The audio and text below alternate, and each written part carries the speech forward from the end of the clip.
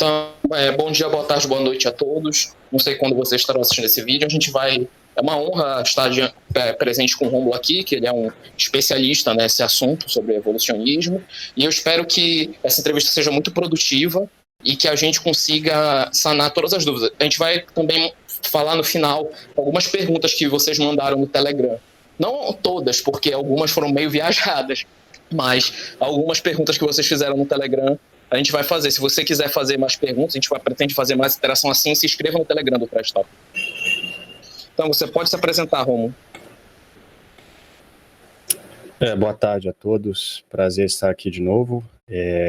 Como disseram, eu tenho um doutorado em biologia, tenho experiência com a área de evolução e eu achei que muitos católicos têm curiosidade sobre esse tema, então achei que fosse interessante bater papo sobre isso. E antes de a gente começar, eu queria puxar uma Ave Maria, se vocês não se importarem, que isso é um tópico importante, vamos pedir a intercessão dela, porque a gente não fale uma bobagem. Então, beleza. Ave Maria, cheia de graça, o Senhor é convosco, bendita sois vós entre as mulheres e bendito é o fruto do vosso ventre, em Jesus. Santa Maria, Mãe de Deus, rogai por nós, pecadores, agora e na hora de nossa morte. Amém. Ó Maria concebida sem pecado, rogai por nós que recorremos a Deus. Beleza. Então, o que você quer perguntar, André? Bom, acho que a gente poderia começar com uma breve história sobre o evolucionismo, sabe? Se ele iniciou com Darwin, ou então no que o Darwin difere dos demais, porque muitos dizem que a evolução já é bem mais antiga, que tem origens gnósticas, inclusive.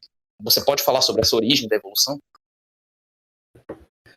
Bom, isso é interessante porque na escola a gente tende a aprender que a evolução basicamente era uma briga entre Lamarck e Darwin, né?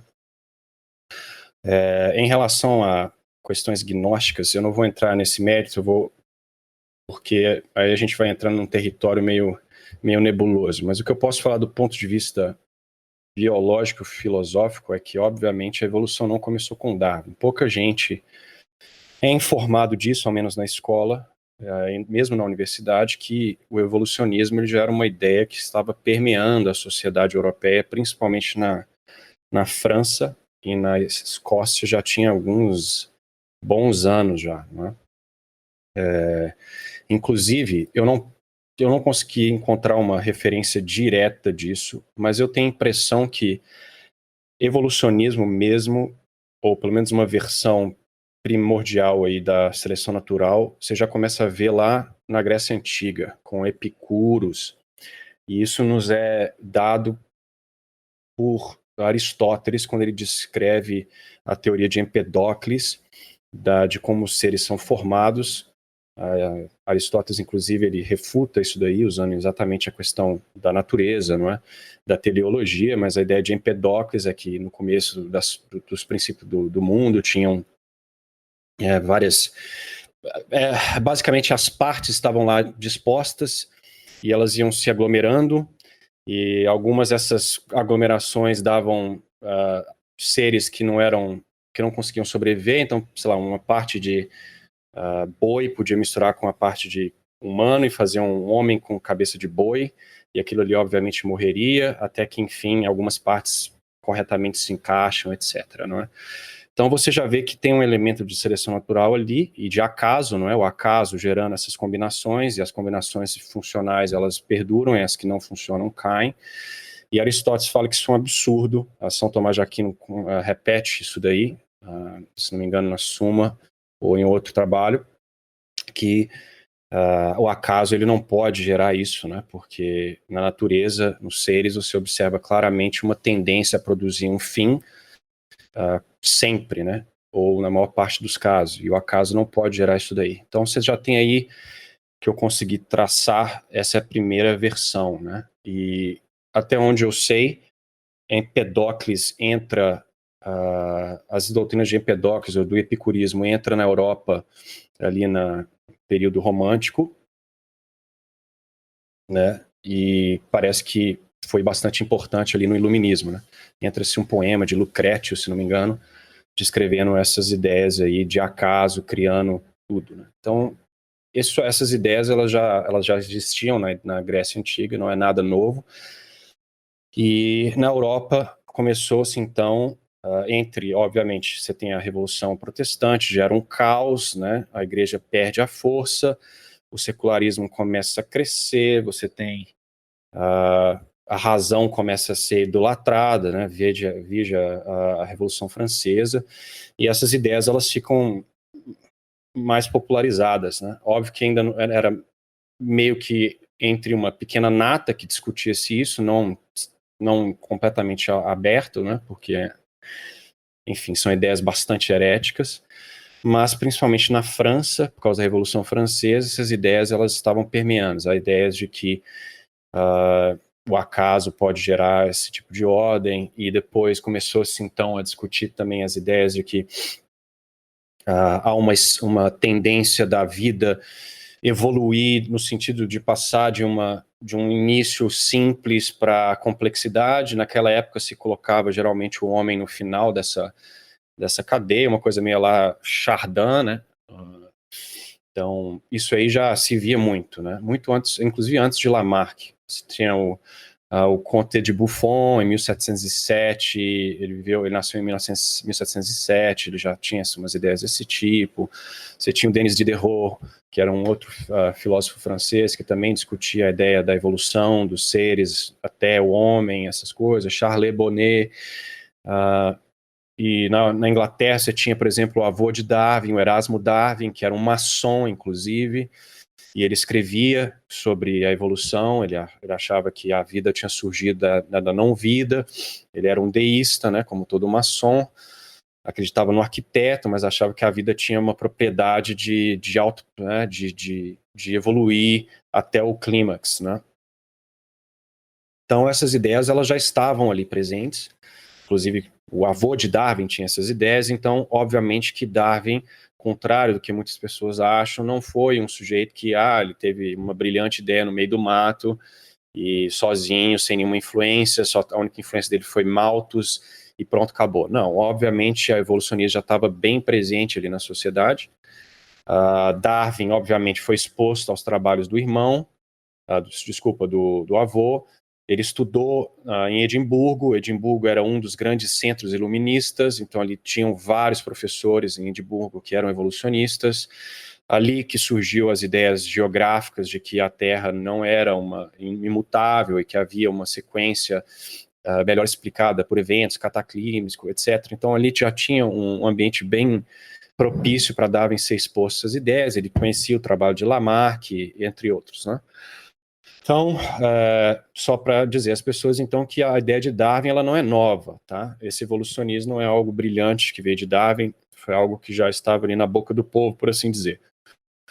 E, então, a contribuição de Darwin foi mais pegar vários conceitos ali dispersos e colocar em uma única teoria, né? Como eu disse, o conceito de seleção natural ele já existia.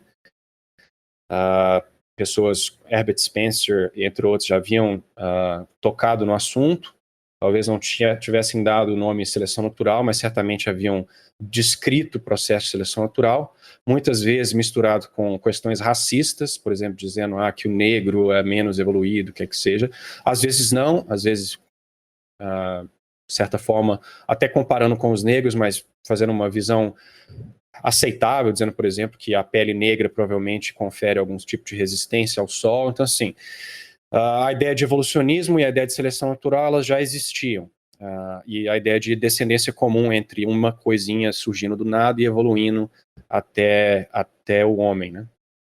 O que Darwin fez, então, foi dar uma versão dele, sugerindo que variações selecionadas ao longo do tempo poderia gerar essa diversificação entre as espécies e, portanto, toda a vida na Terra provavelmente descendia de um ancestral comum, etc. Deu um arzinho mais sistemático e científico. Darwin era muito erudito, de certa forma, ele era um cara da era vitoriana, ele escrevia muito bem, enfim, e assim o fez.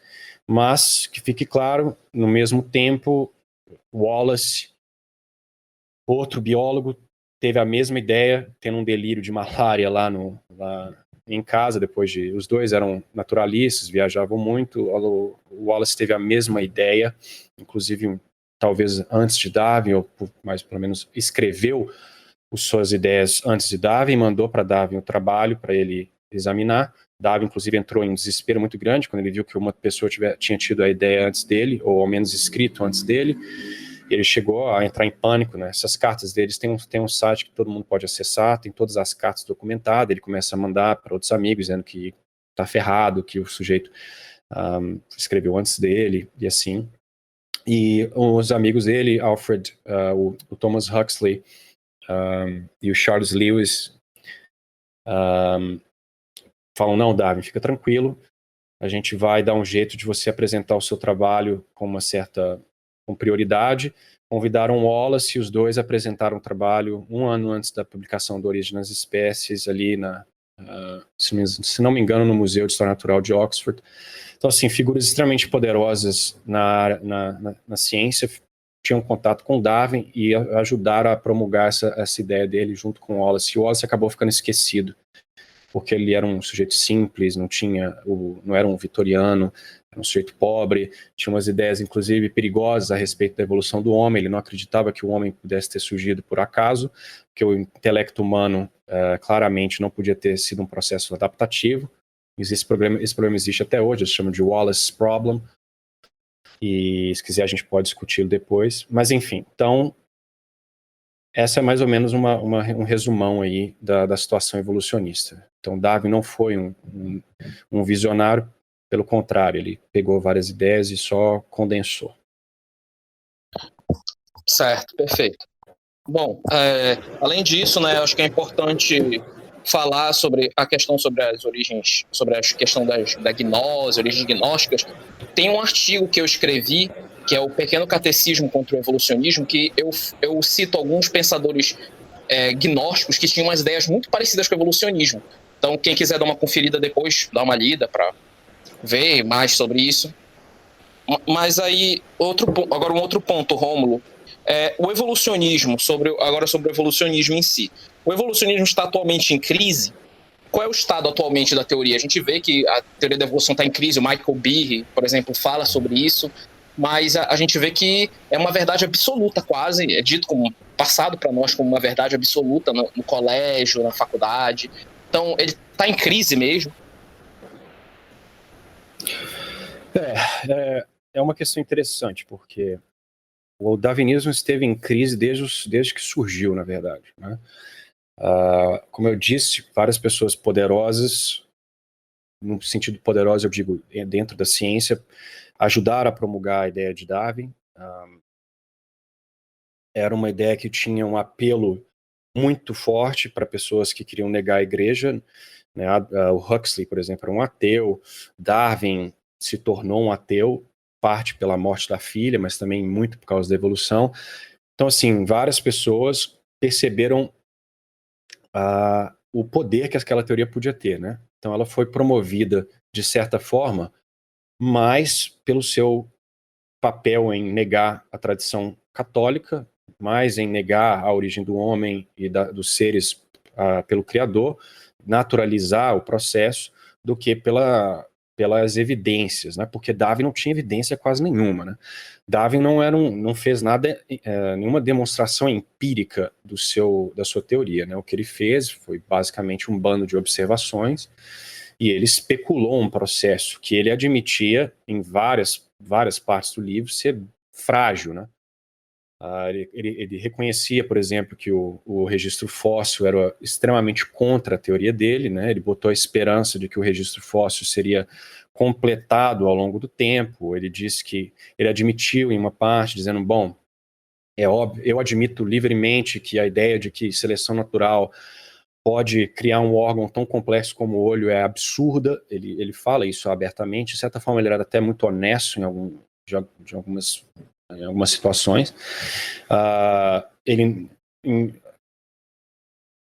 Como eu disse, não havia demonstrações empíricas. Ele não sabia a origem da variabilidade, não é?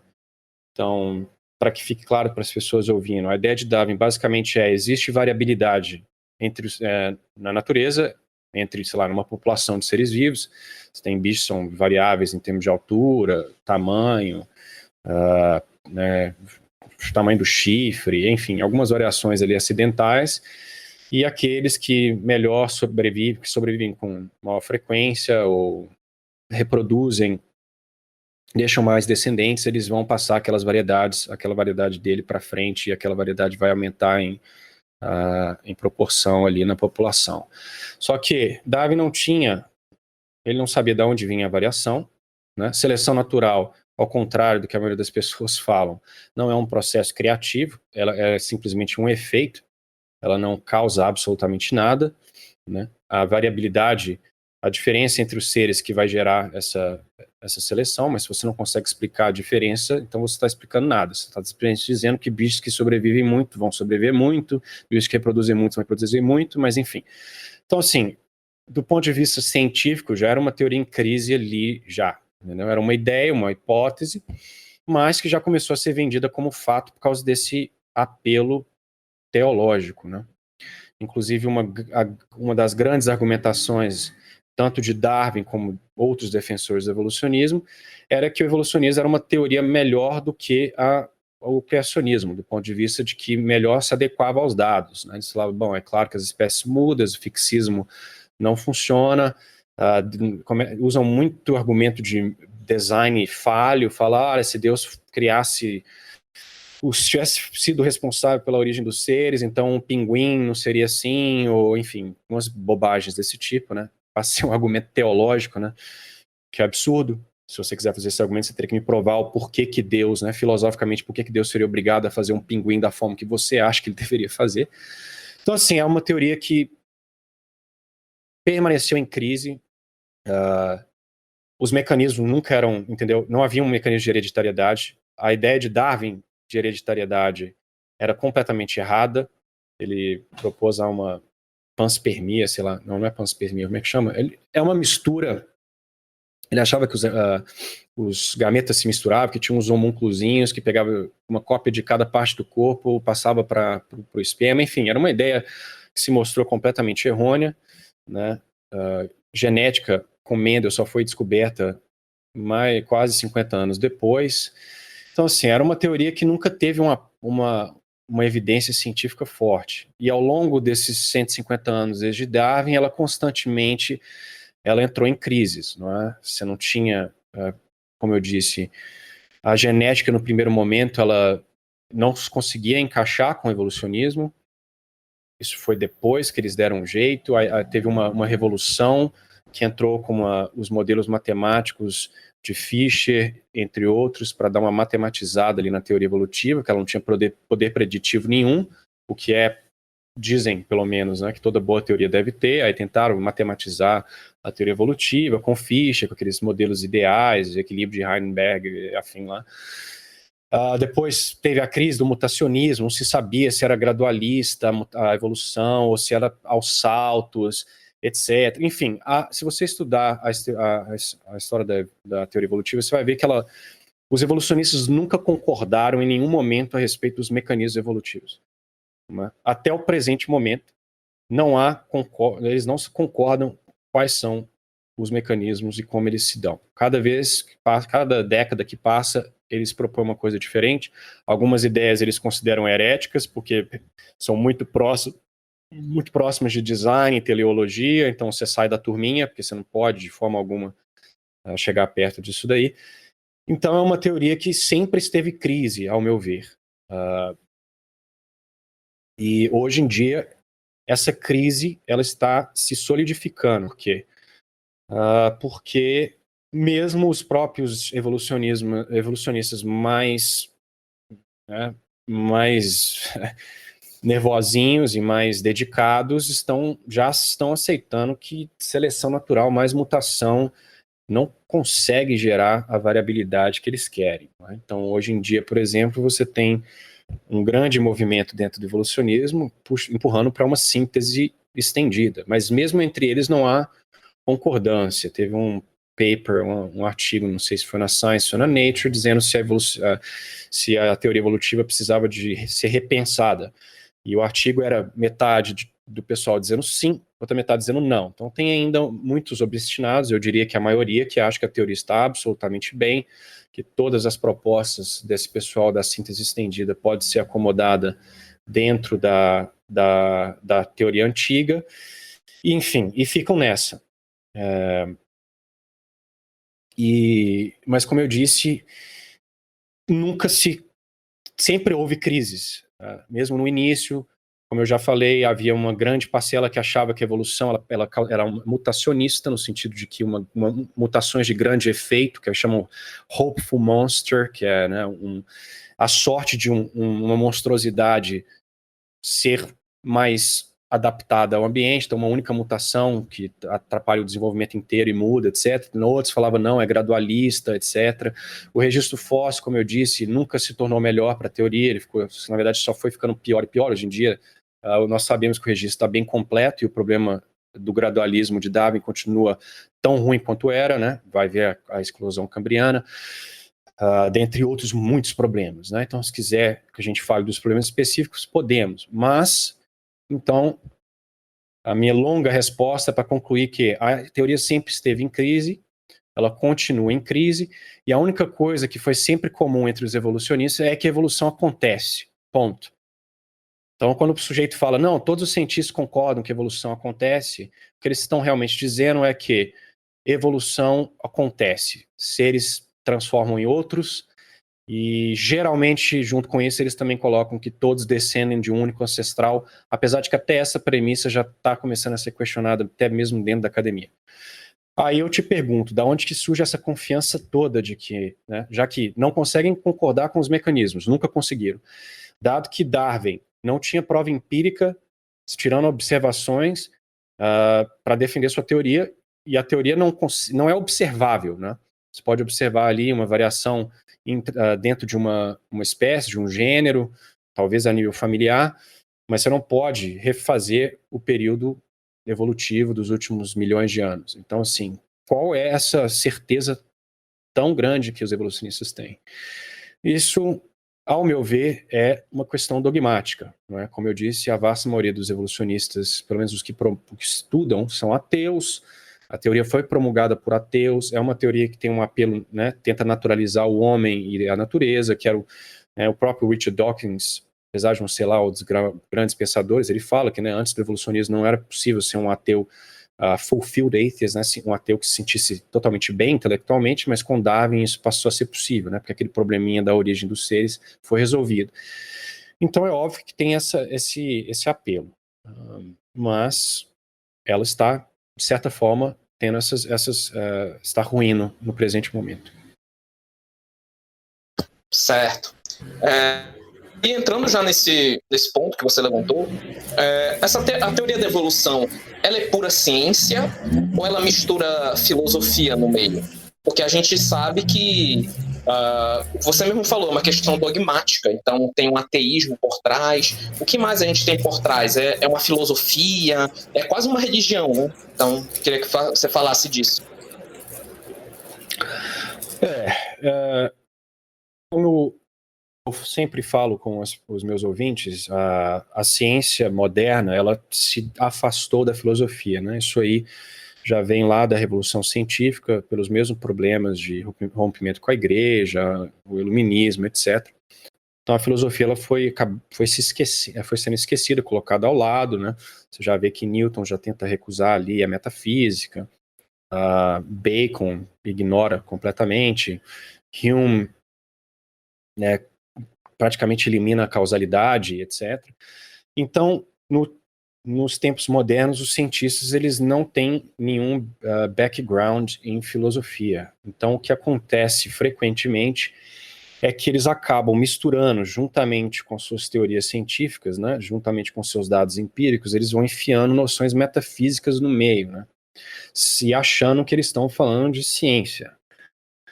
Então, a teoria evolutiva, obviamente, ela não escapa disso. Pelo contrário, eu acho que das teorias modernas aí, ela é que é mais influenciada por esses conceitos metafísicos, né? Então, por exemplo, a ideia de que o acaso pode gerar ordem, não é? Isso é uma noção metafísica, né?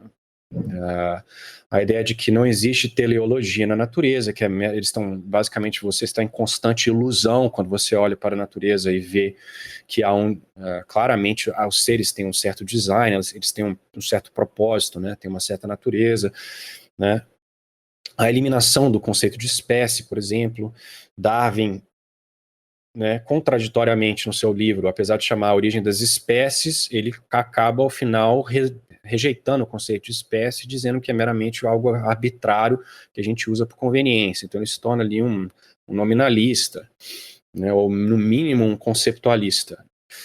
Então essa noção de que causas eficientes podem causar uma forma substancial nova, a própria noção de que você pode estudar as origens, ela é um problema, né? Porque como uma coisa passa a existir, não é uma pergunta científica, não é? E, como eu disse, ela não é acessável pelo método científico. Você não tem como replicar a história da Terra no laboratório para tentar descobrir se aconteceu assim assado. O máximo que o estudo da evolução pode fazer é tentar empiricamente demonstrar que a mutação, por exemplo, pode fazer X ou Y, demonstrar. Tem alguns estudos interessantes de plasticidade fenotípica. Se você sabe quem é o ancestral, por exemplo, tem um peixe que chama Sickleback, alguma coisa, que eles descobriram uma população desse peixe congelada, e ela tem milhares de anos, então ali eles conseguiram reviver esses peixes, então dali você já sabe então que as populações de Sickleback atuais, elas descendem dessa população, ao menos essa é mais antiga, então você pode tentar induzir um fenótipo. O fenótipo, para quem não sabe, é tudo aquilo, né, as características acidentais que a gente observa ali, né, seja altura, coloração, enfim, esses atributos acidentais. Então você pode tentar induzir ali nessa população ancestral, ver se você consegue gerar uma mudança. Enfim, há coisas que você pode fazer empiricamente, mas demonstrar o passado, você acaba empurrando um bando de especulação filosófica. E se você lê a literatura evolucionista, o que 99,9% das pessoas que defendem a evolução não leem, entre os leigos e fora da academia, é praticamente tudo especulação, né? Você escreve um artigo de evolução, você observa uma relação causal ali muito simplória, que é o que é possível fazer com o empiricismo, e você acrescenta toda uma narrativa evolucionista na discussão e na introdução, tentando acomodar aqueles dados no paradigma evolutivo, entendeu? Então, assim, o problema é que o paradigma em si nunca é questionado, entendeu? O que é um absurdo em questão de ciência, porque a ciência ela deve estar aberta a quebrar paradigmas, né? Nós achávamos, por exemplo, que os continentes não se moviam. Isso foi ensinado por séculos, né? E depois descobriu-se a tectônica de placas e recusou. Mas o evolucionismo ele é imune a isso, né? Porque ele é uma teoria tão vaga. Inclusive o próprio termo evolucionismo ele é muito equívoco, ele é usado de diferentes formas, então ele é um termo que a gente chama em inglês de umbrella, praticamente tudo consegue ser acomodado na teoria. Você vai dando uma explicação ad hoc, você vai inventando historinha e acomodando qualquer resultado que surge. Os evolucionistas enxergam isso como uma coisa boa, eles acham que isso mostra que a teoria é uma fortíssima teoria, que consegue acomodar absolutamente tudo, mas uma pessoa que sabe pensar um pouco mais chega à conclusão que uma teoria que explica absolutamente tudo, efetivamente ela não explica absolutamente nada. Então, há sim toda uma, me perdoe a palavra, mas uma masturbação filosófica, né, nos escritos evolucionistas, e as previsões da teoria, né, como eu disse, toda boa teoria deve ser capaz de fazer previsões, né, acuradas. As previsões evolucionistas elas não existem, ou melhor, elas sempre são refutadas pelos próprios evolucionistas, né? Foram inclusive algumas de livro didático, né? Por exemplo, pentadactilismo, a ideia de que todos os vertebrados têm 5 dedos, porque é uma grande prova da origem comum. né? Porque Deus faria tantos seres vertebrados com apenas 5 dedos? É uma explicação muito mais parcimoniosa dizer que eles têm um ancestral em comum e que tinha 5 dedos, que por sorte é 5 dedos, podia ter sido 3, mas foi 5, todo mundo herdou. Isso aí já caiu. Os próprios evolucionistas dizem que o pentadactilismo evoluiu várias vezes, né? E a teoria nunca cai. Você vai, né, vai refutando. A ideia, por exemplo, de que os genes homeobox, que são os genes que controlam o desenvolvimento, achavam-se que, né, a ideia original do darwinismo é que não haveriam pouquíssimos genes conservados entre todos os seres. Se você olhasse no final daquela árvore filogenética, os bichos no topo da árvore seriam geneticamente muito distintos se eles estivessem em lados opostos da árvore, que eles teriam tido, por assim dizer, caminhos evolutivos distintos. De repente, eles acharam que toda a base do ser tem uma certa similaridade do ponto de vista genético, de desenvolvimento. Aí já muda a narrativa. A premissa, a hipótese, ela foi refutada. Era uma hipótese fortíssima do evolucionismo. Ao invés de falar, bom, talvez a origem comum seja errado. Não, eles falam, não. Aí eles mudam a história. Nossa, faz totalmente sentido. Os genes de desenvolvimento, eles se mantiveram conservados no início, porque eles são muito importantes. Aí o resto foi mudando para cima. Então a teoria vai sempre se adaptando. Ela é uma teoria em evolução, né? A evolução evolui, por assim dizer. E fica nisso. Mas as premissas básicas, que existe um ancestral e tudo evolui a partir dele, raramente é contestada, entendeu?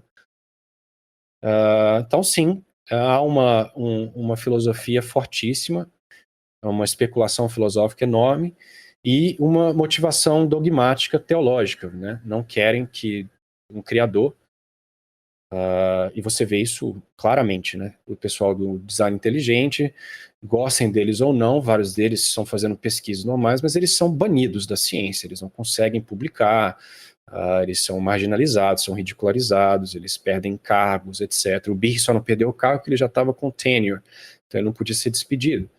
Mas o Douglas Axe foi despedido do laboratório de Cambridge, só porque ele tinha...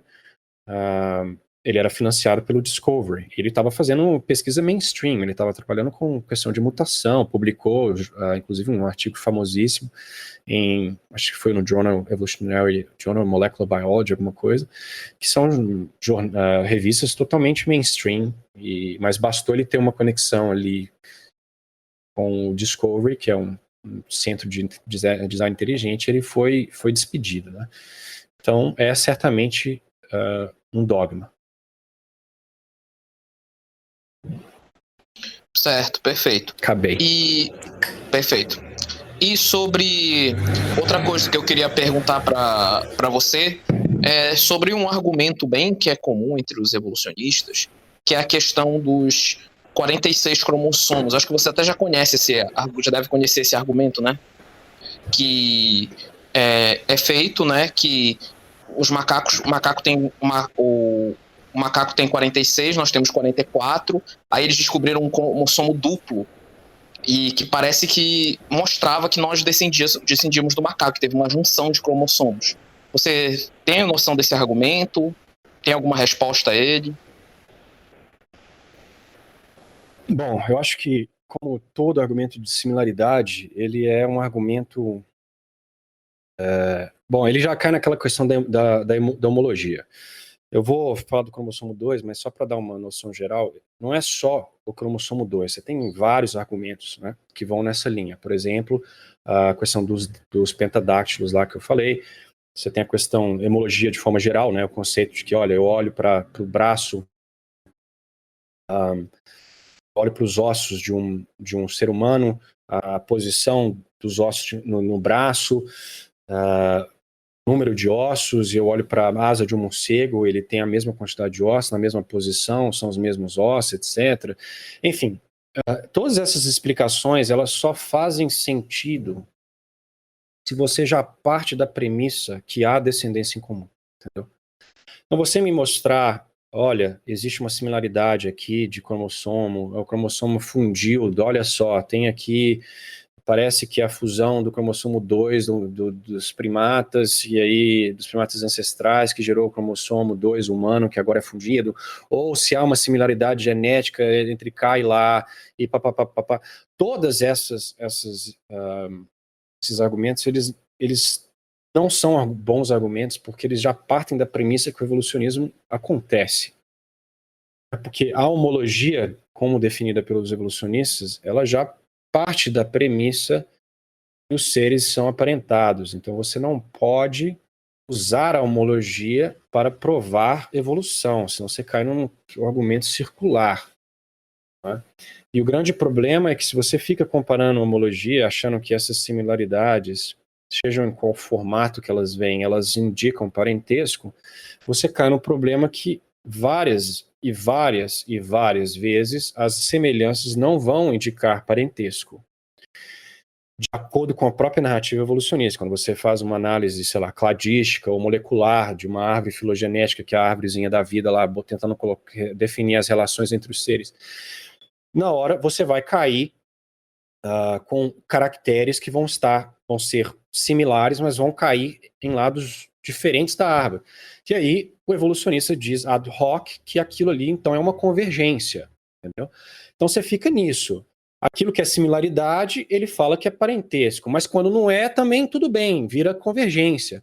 Então, por exemplo, a ideia que Darwin aceitava que era um absurdo, que o olho evoluiu processos de seleção natural, que já é errado, como eu disse, seleção natural não cria absolutamente nada, ela é um efeito, não é uma causa, mas aquilo ali que ele já admitia ser algo absurdo, que a vasta maioria dos evolucionistas, dos primórdios, achava que o olho havia evoluído uma única vez, hoje em dia já se fala, por causa da questão da convergência, né, quando você monta a árvore, se o olho aparece de forma independente em pontos distintos da árvore, você tem que o olho evoluiu mais ou menos umas 40 vezes. Então, processos ao acaso teriam que construir olhos a partir de nada ou a partir, sei lá, de alguma coisa muito proto, que nem isso eles têm evidência, porque não tem como demonstrar, 40 vezes, cara. Não é? Então não é ganhar uma vez na loteria 1 milhão de vezes para fazer um olho só.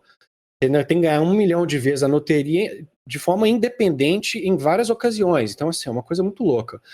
Então, com relação ao cromossomo 2, é a mesma coisa. Assim, se você tem uns artigos, acho que eu não vou lembrar, acho que é Tompkins do cara, ele argumenta que o argumento do cromossomo 2 não é bom, ele fez uma análise que eles falam que tem fica difícil aqui porque o pessoal não sabe dos detalhes, mas você tem o cromossomo, você tem os telômeros e os centrômeros. O centrômero é aquela parte que fica no meio, os telômeros é a parte de baixo, eles são identificáveis. Então, se você tivesse tido uma fusão, você teria visto um cromossomo que teria dois centrômeros e o telômero teria fundido.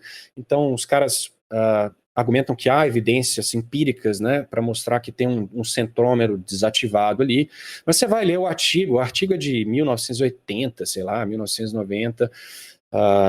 Como eu disse, é um artigo que depende da interpretação do autor, como qualquer evidência. Isso é outra coisa importante para os ouvintes entenderem. A evidência ela não fala, você que tem que dar uma interpretação, e a interpretação sua é filosófica. Então, tem várias pessoas que olham para o cromossomo 2, inclusive esse cara que fez um artigo científico, ele estudou, obviamente ele não conseguiu publicar, então ele publicou numa revista criacionista, que obviamente não vai ser aceita pelos evolucionistas como um contraponto, que vai ignorar só por não ser numa revista mainstream, mas vai depender da sua interpretação dos dados, cara. Eu posso olhar para a similaridade óssea nos braços de todos os seres e dizer, bom, eles têm um ancestral em comum, beleza. É uma hipótese. É errado achar isso? Não, você pode investigar. Ou eu posso dizer, cara, um designer produziu diferentes animais usando o mesmo conceito, da mesma forma que nós produzimos diversos carros usando o mesmo template. Tá? Então, a diferença aqui é que com o iluminismo, explicações não materialistas foram removidas da ciência, o que é um absurdo, porque toda teoria científica não é materialista, né? A explicação que você dá não é materialista. Mas se adotou um naturalismo metodológico e qualquer hipótese que não contemple uma causa totalmente material, ela vai ser imediatamente eliminada. Então é isso. Eu não acho que... não sei se eu respondi sua pergunta, mas a gente pode linkar os artigos do rapaz que eu estou mencionando, e quem quiser ler, fica à vontade. Certo, perfeito. Então, outra dúvida que a gente pode ter, que surge nesse momento, é assim, você está falando sobre a crise da evolução, falando sobre os problemas que a gente tem na teoria. Então, por que o evolucionismo continua sendo tão atraente? Por que tanta gente acredita e segue ele, apesar de todos esses problemas que você já explanou aí, apesar de todos esses erros? É uma vontade de agradar a maioria? É uma coisa meio psicológica, assim? Por que seguem tanto ele? Eu acho que, como todo problema, toda resposta tem uma míriade, uma diversidade de causas, né? E eu acho que vai variar, ser diferente dentro da academia e entre os leigos. Olha, eu acho que entre os leigos, isso eu observo muito, até porque não só como sendo cientista e tendo lidado, ensinado evolução, conversado com as pessoas, também, mas por ser criador de produto no YouTube e frequentemente olhar o que as pessoas falam, o que eu vejo claramente é, primeiro, uma ignorância, né? O que se aprende na escola é uma visão bem superficial, não se discutem essas crises. Eu nunca soube da história da evolução durante a universidade. Eu estudei uma das melhores universidades do Brasil, eu não fui informado do desenvolvimento do evolucionismo, eu já aprendi como sendo um fato, então nunca questionei, né? Você tem aquele dogma, tem como colocar de outra forma, do Dobzhansky, né? Nada faz sentido à luz da evolução, você vai seguindo isso daí. Então, tem esse fator, as pessoas não entendem, eu vejo isso claramente com pessoas leigas defendendo o evolucionismo.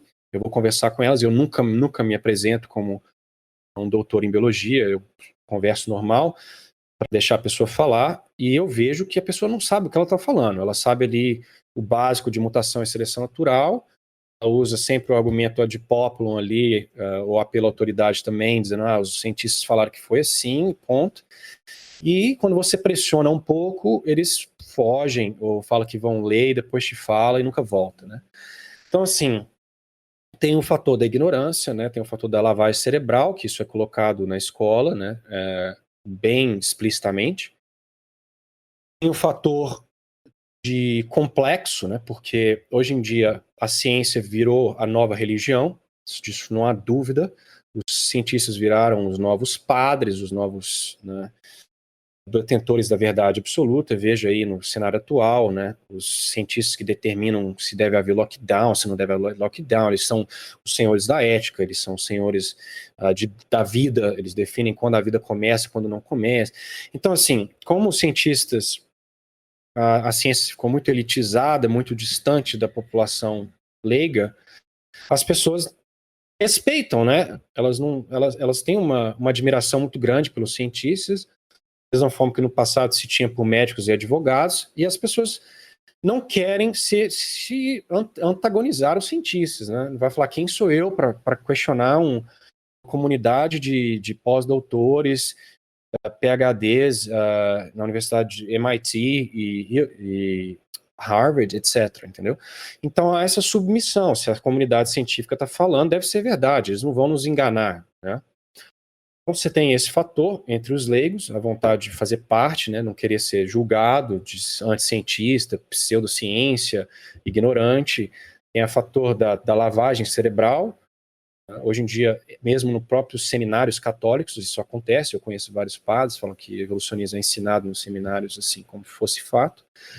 Mas entre os acadêmicos já é um problema mais, eu acredito, por causa desse dogmatismo, essa questão ateia. Na biologia, a vasta maioria dos professores são ateus dentro da academia. Nas áreas de ciências mais exatas, isso não é tanto. Por exemplo, se for na física, a proporção é menor, eu diria que 50% a 50%. Na biologia, se você fizer uma pesquisa, se não me engano já fizeram, você vai achar que 70% a 80% dos biólogos são ateus. Então há uma motivação muito grande. dogmática, teológica, filosófica, e também uma questão de que quando se constrói um paradigma, é muito difícil quebrar, entendeu? Então, assim, o sujeito, é muito difícil explicar isso para leigo. Como eu disse, a maioria das pessoas, elas estudam por fora, por blogs e por afins, mas elas nunca leem os artigos científicos mesmo, entendeu? Então, como a ciência ela se baseia na citação de outros, né? Você está escrevendo a introdução, você tem que citar, citar, citar. Então fica uma coisa circular, entendeu? Com um processo circular em que todo mundo fica se citando, fulano falou que aquilo, aí você cita o fulano e fica naquilo, aí você tenta adequar, como eu disse, ad hoc a sua ideia, a ideia evolutiva, mesmo que o negócio não se encaixe de jeito nenhum, você cria você bifurca a ideia em mais uma e vai fazendo isso, cara. E eu vejo isso em artigos o tempo inteiro. Então, por exemplo, o sujeito fala lá, espera-se que, dado que a evolução está acontecendo assim, se assado, sei lá, num ambiente tal, se espera esse efeito. Beleza? Alguns artigos aí ele vai continuando. Alguns artigos confirmaram essa previsão. Ele cita, sei lá, 5. Outros encontraram o efeito oposto, aí cita mais 5. Outros não encontraram efeito nenhum, e cita mais 5. Aí você fica assim, não, pera lá. Se uma teoria permite esse nível de discordância, não é ocasional, é total, é o tempo inteiro. E você espera um efeito. E sempre você encontra, né, às vezes o contrário, às vezes não encontra efeito nenhum, raras vezes você confirma o efeito, e isso fica se replicando, e aquela coisa fica nisso. Então você cria um negócio muito louco. Então você tem um paradigma ali, que ele é circular, ele fica se retroalimentando, os dados são produzidos hoje em dia numa quantidade gigantesca, os artigos são publicados assim, milhares e milhares todo ano, e a coisa sai do controle. Como eu disse, as premissas principais do evolucionismo nunca são questionadas.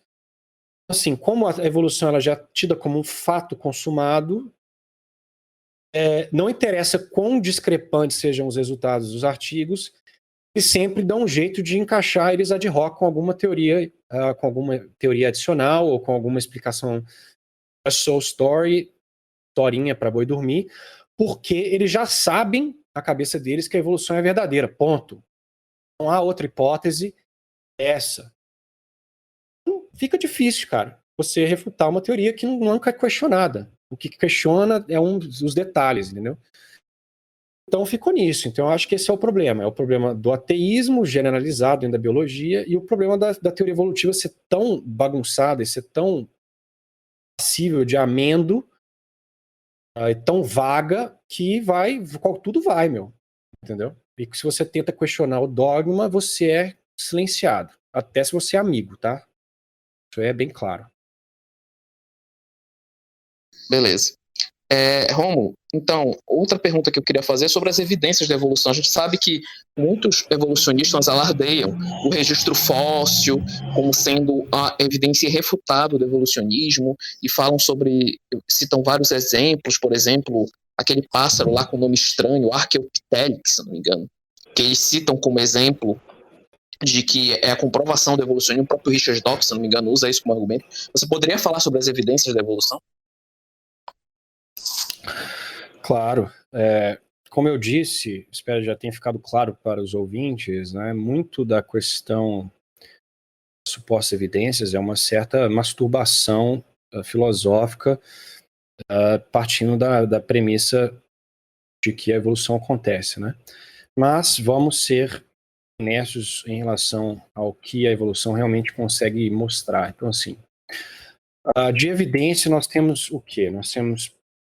De fato, nós temos evidências de que mostram que espécies biológicas conseguem divergir, no sentido de que mutações podem gerar algum tipo de adaptação, porém, até onde nós sabemos, todas essas mutações, ainda que elas sejam benéficas, por assim dizer, esse ser benéfico, ele é muito problemático, porque na verdade o que está acontecendo ali é uma quebra. Você está, na verdade, quebrando coisas que, porventura, às vezes, por sorte, podem gerar uma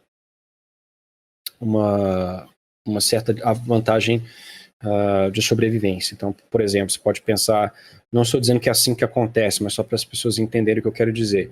Então, se você tem, sei lá, um urso polar, vamos supor que ele tenha descendido do urso Kodiak ali, do urso pardo americano, que ele provavelmente foi. Então, o urso ele consegue, né, distribuir melanina para o seu pelo, né? Então, o que você pode ter, por exemplo, é alguma enzima, parte desse processo, alguma parte desse processo de cooptação da melanina ou da produção de melanina, ele se quebra por uma falha genética, por alguma mutação que inviabiliza alguma enzima, alguma parte do mecanismo molecular, e, portanto, o urso deixa de fabricar a melanina e colocá-la no pelo, por exemplo. Estou dando uma explicação que eu inventei aqui agora. Mas, ainda que aquilo seja uma quebra, não há criação de nada, há uma perda, por assim dizer, de uma função, aquilo pode servir por acidentes para a sobrevivência do bicho, caso ele esteja localizado no ambiente correto, né? Por exemplo, um ambiente com mais neve, mais branco, que ali vai facilitar a camuflagem. Então você tem alguns exemplos interessantes, tem, por exemplo, uma proteína que eles chamam de anti-freezing, que ela impede uma certa espécie de peixe de congelar em temperaturas ali do Ártico, e foram olhar e viram que tem uma proteína que se liga a cristais de gelo quando ele está começando a se formar, e ela impede o crescimento daquele cristal de gelo. Então, se você olhar superficialmente, por exemplo, com esse exemplo da proteína, do anti-freezing, você vai, como a gente já sabe que aquela proteína ela não existia nessa forma, pelo menos, no ancestral, vai te dar a impressão que, bom, aqui temos um claro ganho de função, você tem uma questão teleológica clara, tem uma proteína com a função de impedir congelamento do peixe que surgiu por processo evolutivo. Bom, não é bem assim. Quando você vai avaliar a proteína, e como eu digo, isso aí são os próprios evolucionistas, que eles percebem que, na verdade, é uma pura causa acidental. Na verdade, aquela proteína, ela pertencia a outra coisa, se não me engano, no caso desse peixe, era uma proteína do estômago, posso estar errado, mas não vem muito ao caso, e ela perdeu a função, na verdade. Ela totalmente perdeu a função, ela não tem função nenhuma, mas, por sorte, a carga elétrica dela ela se agarra facilmente a cristais de gelo, entendeu?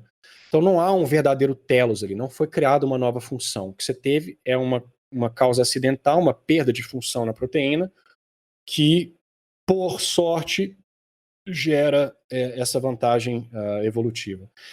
Né? Então você tem esses tipos de exemplo. Outros exemplos distintos que você tem seriam o que a gente chama de plasticidade fenotípica.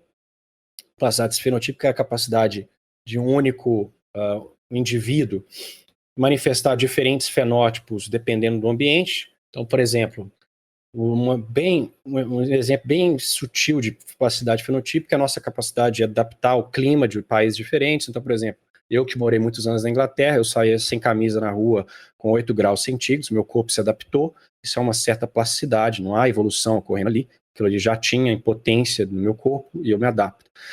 Então, hoje em dia, e o que é, inclusive, dessa síntese estendida que eu mencionei lá atrás, se discute que a plasticidade fenotípica pode iniciar um processo de diversificação. Tá?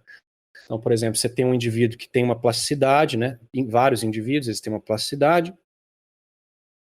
Quando eles são expostos a ambientes distintos, vamos supor que essa população se bifurque, talvez diferentes fenótipos vão ser induzidos por causa do ambiente, e com o tempo pode haver uma perda da plasticidade, e aquelas populações elas ficam meio que presas naquele fenótipo que antes fazia parte do repertoire foi mal, não sei como fala isso em português, mas dos muitos fenótipos que ele era capaz de produzir. Então você vê que, mais uma vez, há uma perda de variabilidade, de função, você tinha uma plasticidade, você perde, e aquilo gera diversificação.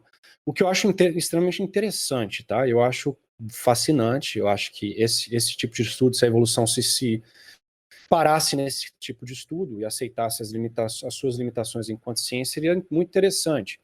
né? Inclusive, essa questão da plasticidade fenotípica que eu acabei de escrever, ela é completamente contra o dogma darwinista, tá? Porque para Darwin não há, o meio ele é inerte.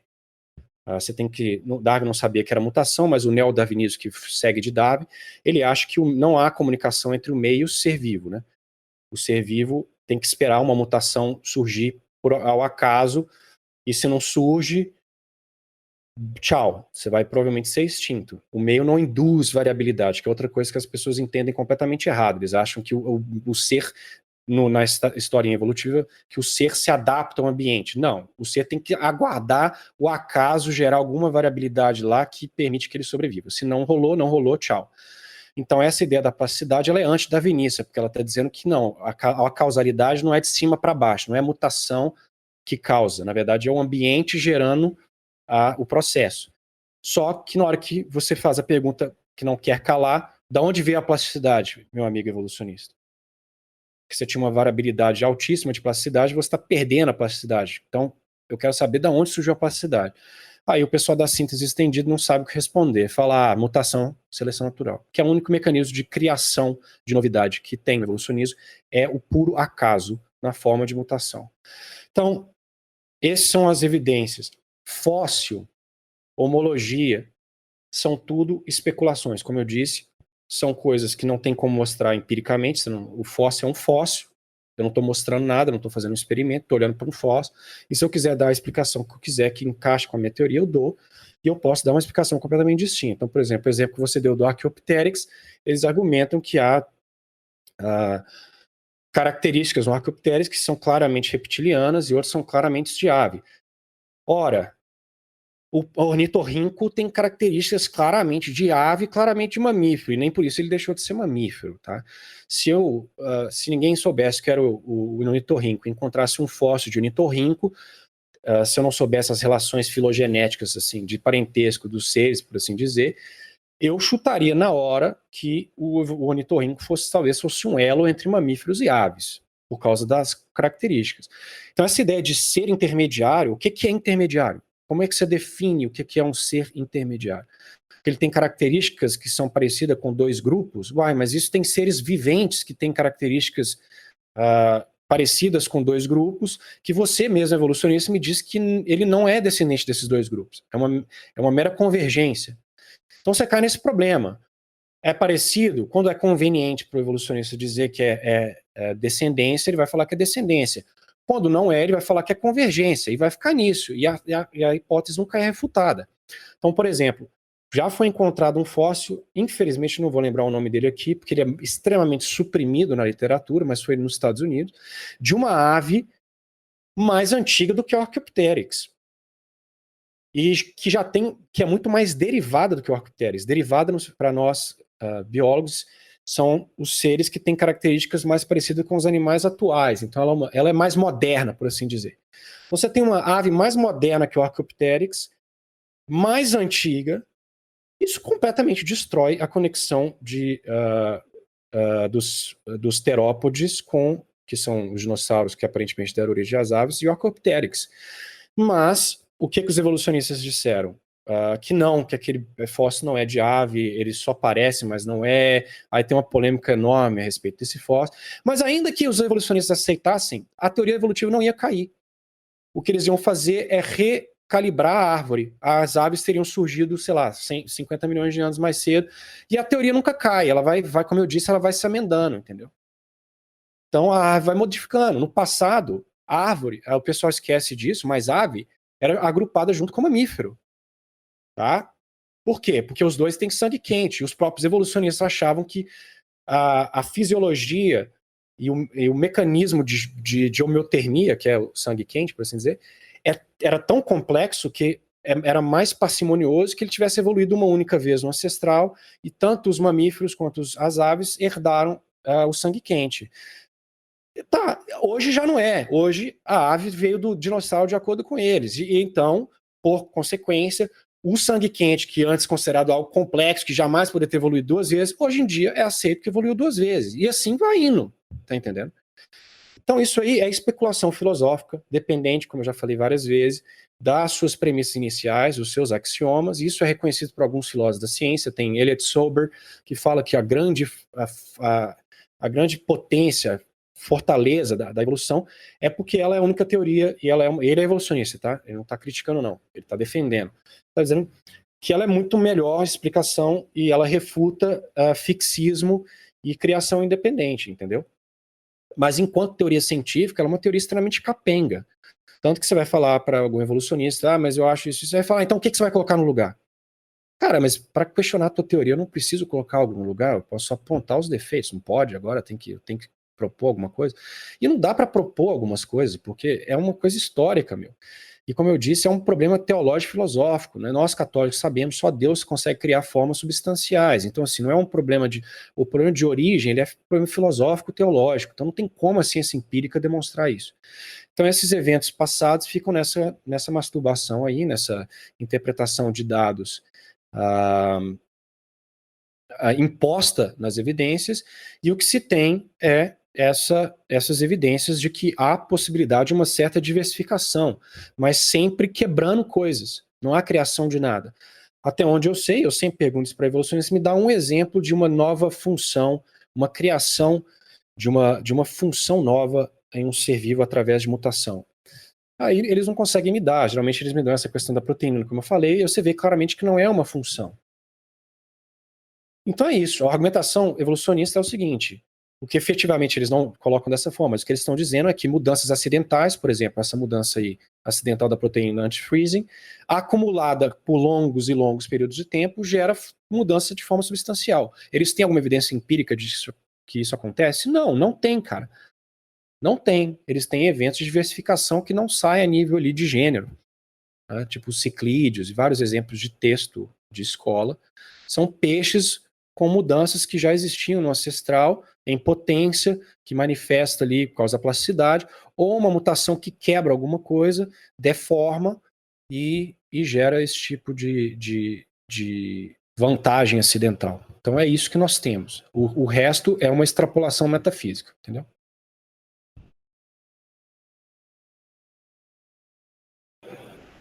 Certo, Acabei. certo, tudo bem. Beleza. Então, após essa explanação, acho que a gente pode passar para as perguntas que foram enviadas para a gente no Telegram, né? Que foram enviadas algumas perguntas. A gente não vai responder todas, porque algumas perguntas foram meio viajadas e tal. Perguntaram para a gente sobre Terra Oca e tal, que não tem nada a ver com evolucionismo, mas enfim. Então, a primeira pergunta aqui é sobre a encíclica Humani Generis do Papa Pio XII, que se ela teria legitimado a evolução. Eu já vi bispo conservador falar que a igreja, desde 1950, se referindo ao Humani Generis, trata a Gênesis de forma poética. Que é muito engraçado pensar que um bispo falaria uma coisa dessa, mas enfim. Então, sobre a Humani Generis, ela legitimou a evolução ou ela só abriu o caminho para a evolução? Ou nem isso, nem outra coisa?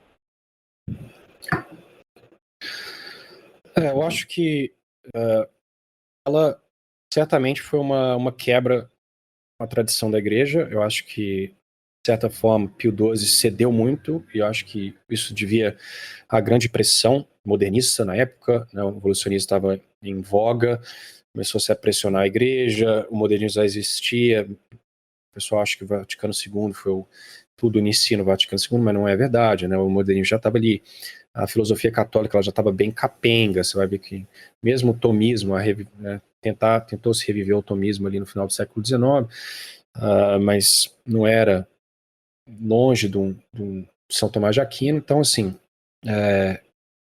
ele acabou cedendo muito, né? Mas as pessoas elevam um pouco o que ele disse para defender a sua visão. Primeiro que ele fala o seguinte, né? Ele permite que seja investigado o processo evolutivo em relação ao surgimento do corpo do homem, desde que os dois lados sejam ouvidos, desde que as evidências sejam coletadas de forma íntegra. Ele fala várias coisas, né? Que seja lógico, que seja respeitoso dentro dos limites da disciplina, como eu disse, que haja uma representação honesta dos ambos os lados, etc. E isso não existe, né? Ninguém segue Pio XII hoje em dia, né? Primeiro porque, como eu disse, a ciência ela extrapola a seu domínio e faz afirmações filosóficas ao invés de né, afirmações empíricas. O lado que tenta defender a origem sobrenatural do homem é calado e marginalizado, não tem voz. Enfim, então ele não é seguido. E segundo, que ele não admite a discussão da alma humana ter sido criada por processos materiais, né? Ela tem que ser criada imediatamente por Deus, o que você pode me dizer que, mas todo mundo acredita nisso? Não, eu já vi dominicanos debatendo que a alma não é bem assim, né? Que a ideia de alma em São Tomás de Aquino não é bem assim, então poderia ter, enfim, é o modernismo, né? Você dá o dedo, o sujeito pega o braço e vai, te come inteiro, né? Te leva inteiro. Então foi isso, ele cedeu. Ele já cedeu de uma forma muito ruim, né? Porque já quebrou com a tradição católica sempre defendeu Adão e Eva e o Gênesis como algo literal. Não que Pio XII não tenha dito isso, pelo contrário, ele diz que a monogenia não pode ser discutida, Adão e Eva são históricos, o que também está sendo amplamente questionado hoje em dia, até nos seminários e entre os católicos, que é um absurdo, né? Todos os pais da igreja, a teoria, toda a tradição católica, inclusive o próprio Jesus Cristo fala abertamente de Adão e Eva, né? E como nós já falamos no vídeo de Adão e Eva, não precisa entrar em detalhes, mas ele não permite essa discussão, mas o poligeísmo hoje em dia é discutido abertamente, o que está contra ele, e que essa noção dualística aí de, né, você pode explicar materialisticamente o processo de surgimento do corpo do homem e a alma deixa com Deus, cria um dualismo cartesiano que não é tomista, não é a tradição católica. A tradição católica, goste ou não, é que Deus criou o homem a partir do limo da terra. Se você acha que as especulações científicas valem mais do que a Bíblia, a tradição católica, os grandes santos, aí você, meu amigo, você já perdeu sua fé, né? Você é um modernista.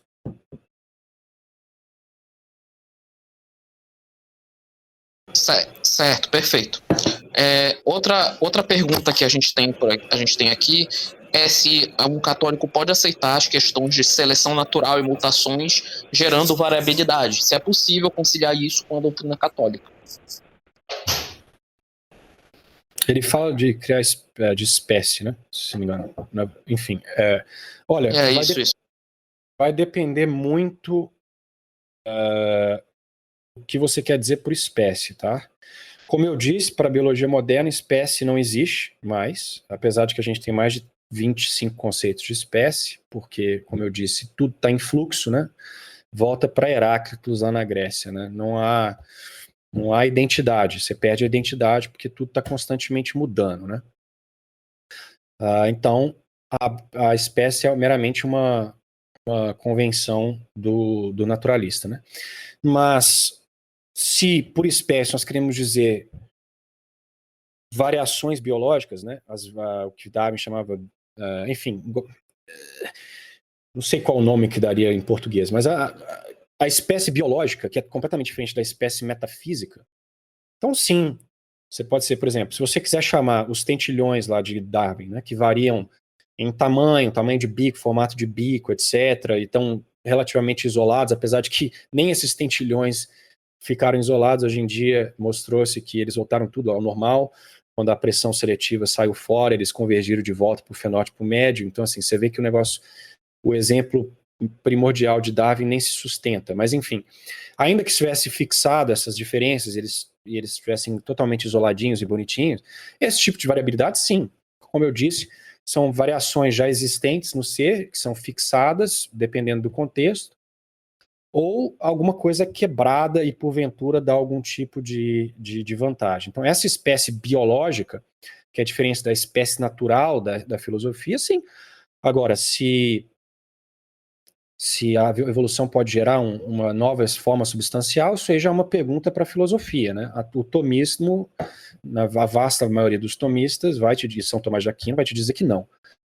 São Tomás de Aquino não atribui nem aos anjos a capacidade de criar uma nova forma substancial, na suma, quanto menos causa secundária. Então, assim, para Aquino, é somente Deus que pode criar uma nova forma. Tá? Inclusive, muita gente interpreta o descanso de Deus no sétimo dia do Gênesis como sendo um descanso de criar novas formas substanciais. Ele ainda cria almas humanas, mas almas humanas já existem, ele ainda trabalha com milagres, etc. Ele interfere na ordem, mas ele não cria nada novo. Então, assim, é certamente uma ideia contrária à tradição católica e à filosofia católica. Certo. Aí, outra dúvida que surgiu aqui pra gente foi sobre a questão dos dinossauros. Se é possível a gente conciliar a era dos dinossauros, a era mesozoica, com a narrativa bíblica. Se sim, como a gente pode conciliar? Eu acho que ele está perguntando, tipo, por que é dito que foi criado tudo em 6 dias e os dinossauros teriam sido extintos e tal, etc. Bom, você vai ter duas vertentes diferentes, né, dentro do catolicismo nesse aspecto. Na verdade, você tem 3 hoje em dia, né, que a gente pode fazer um vídeo sobre isso, inclusive, se vocês quiserem, que são as 3 vertentes do criacionismo de 6 dias, né, o criacionismo progressista, progressivo, e aceita a idade da Terra, do universo, então os 6 dias são períodos, e você tem os evoteístas que acham que a evolução como um todo ela é aceitável e Deus só funciona como causa sustentadora. Então, assim, a sua interpretação dos dinossauros vai depender da sua posição, né? Se você é um criacionista progressista, você vai então dizer que os dias na Bíblia não são literais, e a igreja geralmente foi sempre flexível. Isso não é uma coisa que se flexibilizou por causa do evolucionismo, não foi. Por exemplo, Santo Agostinho achava que a criação havia sido feita simultaneamente, em potência. Então, assim, a igreja sempre teve uma certa flexibilidade com a questão dos dias do Gênesis. Alguns argumentam que a palavra yom da língua original ela pode ser usada em diferentes contextos. Eu não vou entrar nesse mérito, porque eu não sou teólogo nem historiador de Bíblia, mas vai ser basicamente isso. Se você se você acredita na Terra tendo 4 bilhões de anos, etc., então os dias são períodos, e Deus criou em momentos distintos grupos de animais, né? Até porque plantas são criadas diferentes de seres de animais em um dia, enfim, né? Então você poderia chamar isso de períodos, e os dinossauros entrariam ali.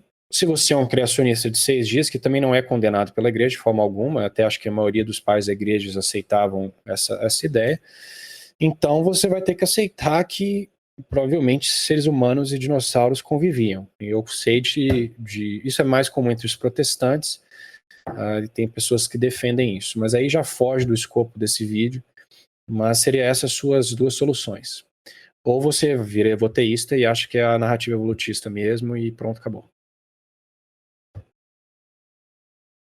A gente pode tratar um vídeo sobre isso, tem até uns materiais bem interessantes sobre isso. A gente pode gravar sobre. Sobre aí outra dúvida que surge aqui, que você de certa forma já abordou no vídeo, né? Mas se você quiser falar mais alguma coisa, se a evolução seria uma fundamentação de alguma doutrina que principalmente o Darwin defendia, que ele não escreveu ou mencionou abertamente, como se ele quisesse dizer uma doutrina por trás da teoria científica. Como eu falei, ele claramente teve influências, né? Como eu disse, o avô dele já era um evolucionista antes dele, era um maçom, isso é claro, não é conspiração, isso aí já é fartamente documentado, você pode pesquisar.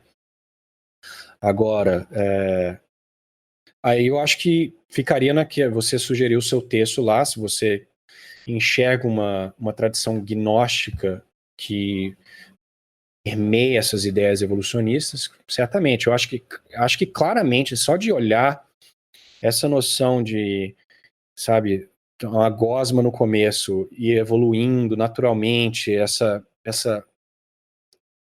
animismo, né, que se dá à matéria, que ela consegue por si própria e aumentando a complexidade, se convergindo, que para Chardin era, sei lá, o ponto ômega, sei lá como é que ele chamava aquela loucura, você já vê claramente que tem um misticismo por trás, né? Inclusive essas pessoas, elas defendiam essas ideias geralmente mais por fora, em ciclos mais fechados. Então eu não duvido nada que existam elementos gnósticos no meio disso aí, ou panteístas, enfim. É claro, como eu falei, né, no mínimo que se pode dizer é que é uma doutrina, pelo menos a parte ali da seleção natural, do acaso sendo o motor da complexidade e da evolução. Isso você já tem entre os atomistas lá, dos ateus, ou semi-ateus da Grécia Antiga, né? Mas se você tiver mais conhecimento sobre essa parte gnóstica, fica à vontade.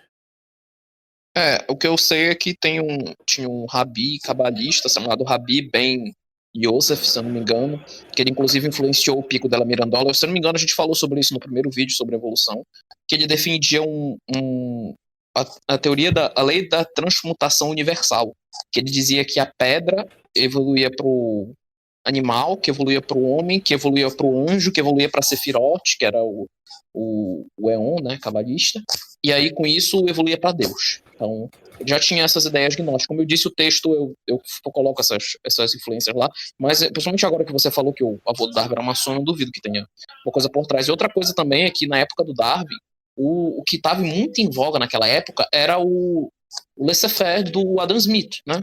A questão do deixe fazer, deixe acontecer, que é uma teoria econômica, que é totalmente anticatólica, ou seja, você deixa a economia livre e aí os mais fortes prosperam. Isso provavelmente inspirou o Darwin aplicando isso para a natureza. Até porque, se eu não me engano, tem um biólogo chamado Raul Leguizamon, se eu não me engano, não me recordo o nome dele direito, que ele é da Fraternidade São Pio X, né? E ele afirma, inclusive, que o Darwin, quando ele chegou da viagem dele para Ilhas Galápagos, ele não escreveu nada sobre evolucionismo. Posteriormente, só que ele começou a escrever, ou seja, ele teve contato com filosofia, teve contato com essas coisas. Aí que ele começou a trabalhar sobre isso. E agora que você falou, eu lembrei que eu achei, um tempo atrás, talvez seja a mesma coisa que você esteja falando, chama a Enciclopédia dos Filhos da Pureza, que é um texto, sei lá, do século X, século XI, arábico, eu acho que dessa vertente gnóstica do Islã, ou dos arábicos lá, e trata de evolucionismo também. Chama Encyclopedia of the Breath of Purity. Se você procurar, tem até uma entrada disso daí na Wikipedia. Não que a Wikipedia seja uma excelente fonte de informação, mas está lá. E eles falam de exata essa coisa de né, seres. Então tem isso lá no Wikipedia, se quiser olhar. Então eles já falam dessa questão de sair do mais primitivo e subindo, evoluindo. Então assim, você vê que é uma coisa antiga, que não é nada de novo, deve ter se infiltrado ali no meio do iluminismo ali, e começou a ser discutido nos ciclos mais secretos, e a coisa foi espalhando, né? E com Darwin eles viram uma oportunidade de trazer isso mais para o ramo científico e dar um pouco mais de credibilidade. Mas como eu falei, essas coisas de ocultismo é sempre muito difícil, tem que ficar pesquisando, então eu não posso dar uma opinião muito boa disso aí daí, não. Certo. A outra pergunta que tem aqui é sobre a teoria da abiogênese. Se você tem alguma coisa sobre a abiogênese, eu acho que se ela pode ser defendida e tal, eu acho que ele está falando da origem da vida, experimentos de Oparin. Esses experimentos, eles geralmente têm 1 milhão de problemas, né? Primeiro que se você demonstrar em laboratório que você fez aminoácidos, né, bloquinhos, isso aí, cara, isso tá infinitamente inferior a você demonstrar uma célula funcional, né?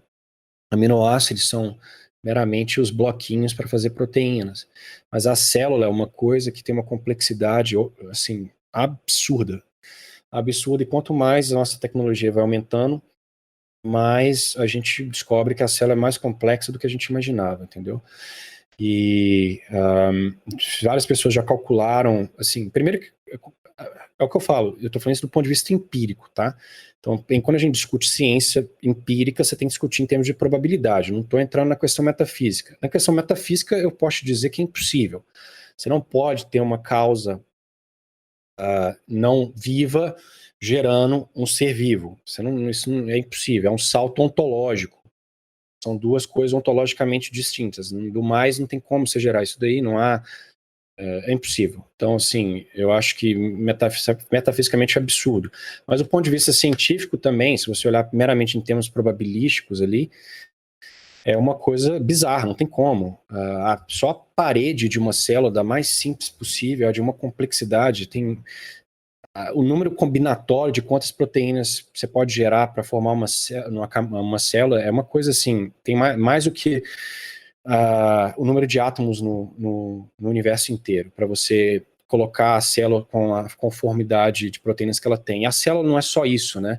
A parede, ela tem lipídios, ela tem várias outras coisas que estão organizadas de uma forma, assim, assombrosa, que se fosse minimamente diferente, a célula se colapsa. Então, assim, tanto do ponto de vista empírico, probabilístico, o estudo da origem da vida, ele é totalmente estagnado, em mais de 50 anos nada mudou, eles não fazem a menor ideia, eles podem tentar o seu modelinho, tentar mostrar alguma coisa, mas nunca mostraram absolutamente nada. Se você duvida de mim, pense muito simplesmente que se tivessem conseguido, meu amigo, já teria um prêmio Nobel, esse povo já estaria fazendo vida no laboratório toda semana. Não conseguem, nem usando toda a tecnologia moderna, nem com as maiores mentes brilhantes do planeta Terra, com todo o material purificado, com toda a tecnologia de laboratório, eles jamais conseguirão. Então, achar que o acaso e raio, igual eu vi uma notícia uma vez em revista popular, dizendo, agora os cientistas descobriram, o relâmpago acertando a mistura seria o ingrediente que estava faltando para o modelo. Então, assim, é Frankenstein, né? Se você realmente acha que uma sopa de aminoácido com um relâmpago pode gerar uma catálise que causa uma vida, então, meu filho, você está lendo muita ficção científica. É isso. Bom, perfeito. Tem outra pergunta aqui que, enfim, não tem nada a ver com evolução, mas que a pessoa perguntou aqui sobre o heliocentrismo. A gente não vai tratar nesse vídeo aqui, mas se você quiser se aprofundar mais sobre isso, a gente tem um vídeo sobre a teoria da relatividade e um vídeo sobre a Terra plana, que aí vocês podem, se você quiser, pode conferir esse vídeo, a gente trata desses temas. A gente não vai abordar o heliocentrismo aqui, porque, enfim, não é o assunto, não é o escopo do vídeo. Outra dúvida que a gente tem aqui sobre a questão da Terra plana, não sei também o que tem a ver com evolução, mas como a gente já falou, tem um vídeo sobre Terra plana, perguntaram sobre Terra oca também, a gente não vai abordar aqui, eu nem tenho conhecimento sobre isso, nem sabia que existia, na verdade. E a última pergunta, eu acho, para fechar aqui, que eu acho que seria uma pergunta interessante, eu acho que a pessoa perguntou num tom de deboche em relação a isso, né? Por que o crânio de um chimpanzé é encontrado na margem de um rio e uma mandíbula humana 1,5 quilômetro de distância do primeiro achado não servem de prova para a teoria da evolução? É o que eu falei, cara. Primeiro que esses achados de hominídeos, eles são, infelizmente, eu nunca menciono como argumento questão de fraude. Eu vejo muito católico falando, isso aqui é de fraude. Houveram várias, tá? Houveram várias fraudes na questão da evolução dos fósseis hominídeos. Inclusive o próprio Chardin parece que participou de uma. Porque há essa necessidade, né, teológica ali, filosófica, de mostrar que o ser humano é só um bichinho, um macaco um pouco diferente, né? Mas eu não sei se eu entendi muito bem a pergunta, mas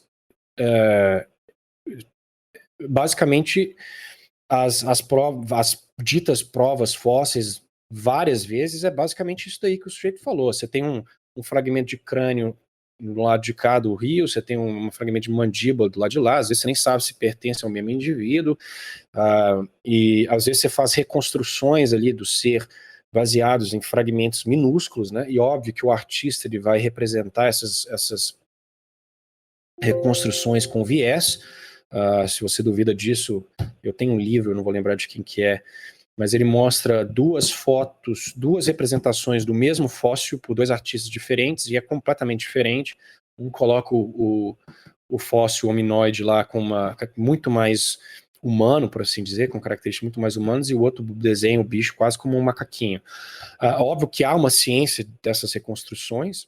Se você tiver, sei lá, vasta maioria do fóssil, Você pode tentar extrapolar e completar, o que eu acho lícito, mas se você tem um fragmento de dente, né, e você querer me dizer que aquilo ali é uma prova cabal de que há uma conexão entre X e Y, é um absurdo, né? Inclusive teve um dente que eles estavam falando que era um dente de hominídeo e que resolvia o problema, foi descobrir, era um dente de porco, né?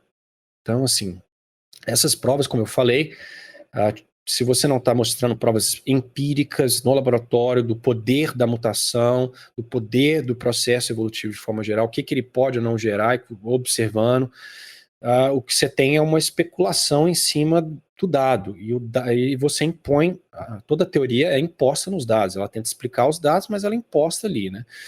Então, o que você tem é isso, eu posso pegar os mesmos dados e dar uma interpretação distinta para eles, entendeu? Então, é isso. Fóssil, para mim, como eu falei, você não suporta a teoria. Pelo contrário, você vai estudar a explosão cambriana, você vai estudar. Os próprios evolucionistas aceitam isso, que não todos, obviamente, mas vários aceitam que o registro fóssil ele é discreto. Você tem eventos e seres surgindo do nada, ou num intervalo geológico ridículo de 5 milhões de anos, que não é nada no período geológico. E você tem vários seres surgindo abruptamente. Isso acontece em vários períodos. Então, o fóssil, para mim, ele é totalmente antidarwinista. Isso o próprio Darwin admitia. Ele falava que o fóssil era contrário à teoria dele. E hoje em dia não mudou nada. Tanto que Stephen Gould ele propôs aquele pontuado, que é uma teoria que destoa do darwinismo gradualista, dizendo que não, tem períodos de estase enorme e, de repente, um boom de especiação que gera a variabilidade total. Aí você vira assim, tá bom, Gould, legal. Eu acho que a sua ideia explica melhor o padrão, mas o que causa esse boom aí? Mutação, seleção natural. Então, pô, cara, então você não tá falando a mesma coisa, meu. Você tá dando uma explicação ad hoc, porque você vê que a porcaria do negócio é estável durante milhões de anos e tem um boom de espécies do nada.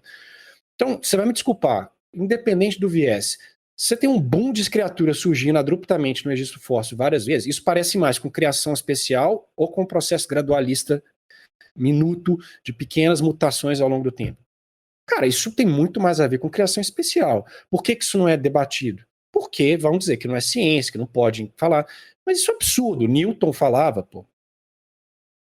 Né, os gnósticos, essa galera bizarra, cristão meio esquisito do iluminismo, eles não tinham problema nenhum no tratado científico deles falar de Deus no meio, falar, não, olha, eu explico o movimento dos astros, mas Deus criou o astro e colocou ele em movimento, pronto. Desde quando a ciência, Deus foi banido da ciência, explicações sobrenaturais ou não materialistas foram excluídas, ao menos da introdução de um artigo, entendeu? É uma questão dogmática, uma questão de filosofia, de naturalismo metodológico que foi imposta na ciência, e a ciência perdeu muito com isso. Então, não é algo imposto nos dados e no método, e não os métodos e não a evidência e os dados estão nos dizendo isso, entendeu? Perfeito. Inclusive o Jay Gould, ele aborda no livro dele, o Polegar de Panda, sobre esse assunto, que ele baseou a teoria dele em Hegel. Então, veja só, ao invés de ele pegar uma base na biologia para basear a teoria dele, ele pegou uma base em Hegel. Então, inclusive, o evolução pontuada é totalmente baseado na tese e antítese do Hegel, que gera uma síntese. Tese e antítese, que gera uma síntese. Então, é totalmente baseado em Hegel. Então, bom, acho que eram essas as... Só nisso aí, mas no Darwin também. A ideia de seleção natural na cabeça de Darwin veio de Malthus. É uma teoria social, uma teoria econômica, tá? E a própria questão dessas ideias que eu falei que permeavam ali o iluminismo ali da evolução, elas são ideias filosóficas ali e tal, totalmente místicas. Então, assim, muito da teoria de Darwin não veio nem da biologia, ela veio de outras disciplinas, entendeu? E Gould fala disso nesse mesmo livro que você está falando. Darwin se inspirou, e ele acha que não é nenhum problema que tenha vindo de fora, entendeu? Então, assim, é uma teoria que sempre foi extremamente capenga, e tem alguns, mesmo filósofos ateus evolucionistas, que falam, cara, se a gente for bem honesto, enquanto teoria científica, o evolucionismo é uma teoria muito fraca. exatamente por essas constantes evoluções, mudanças e contradições e etc., que ocorreram e ocorrem até o presente momento, desde a publicação, mas o argumento principal desse povo mas é a única que tem, é a única que dá uma explicação. E você aí, ô criacionista, você acredita ainda em conto de fada, que Deus criou as coisas a partir do nada? Isso não é teoria científica, aí fica nessa, entendeu? Mas se a sua explicação ela foge do escopo da ciência, então, meu amigo, aí fica complicado, né? Como é que eu vou inventar uma teoria mentirosa também para explicar, para ter uma segunda contra a sua? Não dá. Mas o Intelligent Design, que a gente pode conversar sobre isso em um outro vídeo, naquele mesmo vídeo que eu sugeri, das 3 posições católicas atualmente vigentes, eles tentam, né, naturalizar, por assim dizer, a teleologia, mostrar que tem uma complexidade redutível ali, e algumas pessoas ateístas, evolucionistas, se converteram para o design lendo os argumentos. A questão é que os evolucionistas mesmos não leem esses argumentos, eles eliminam isso daí logo de cara, dizendo que é pseudociência, é um absurdo, é criacionismo disfarçado, ponto final, e não se debate, não há espaço para debate. Você acha que nas grandes universidades o pessoal convida o pessoal do design inteligente para ter um debate com o pessoal evolucionista? Óbvio que não. Não há. Então, voltando a Pio XII, o que Pio XII sugeriu, o debate, que ambos os lados apresentassem suas evidências, não é feito. Então, isso é o mínimo que um católico deve reconhecer. É isso aí. Bom, as perguntas terminaram. Você tem mais alguma coisa a acrescentar? Tá bom, então eu queria também me despedir de todos. Espero que gostem. A gente vai fazer um vídeo sobre as três posições sobre a idade da Terra e tal, etc. E a gente está planejando um vídeo sobre aquecimento global também, que vai ser bem legal. Então, só avisando uma prévia do que a gente vai tratar. Então, você pode concluir, Samag. Então, muito obrigado, Rômulo, muito obrigado, André, por terem vindo aqui, posto a abordar assuntos tão interessantes nessa entrevista, temas estes que são fulcrais para a fé católica como um todo, principalmente nossa modernidade, dependente de argumentos e de várias razões para fundamentarmos bem a fé. Muito obrigado, André, muito obrigado, Rômulo, e convidamos então todos que desejem participar futuramente desse tipo de enquete e entrem no nosso grupo no Telegram para estarem sempre atualizados sobre as novidades no canal. Então, mais uma vez, obrigado pelo convite. Eu falei muito, espero que o pessoal tenha paciência para ouvir. Eu estou à disposição para esclarecimentos. Eu tentei ser simples, mas é um tópico muito importante e eu espero ter resolvido alguma dos problemas de vocês aí. E estou à disposição lá no meu canal, Ciência e Filosofia, quem quiser entrar em contato e fazer perguntas.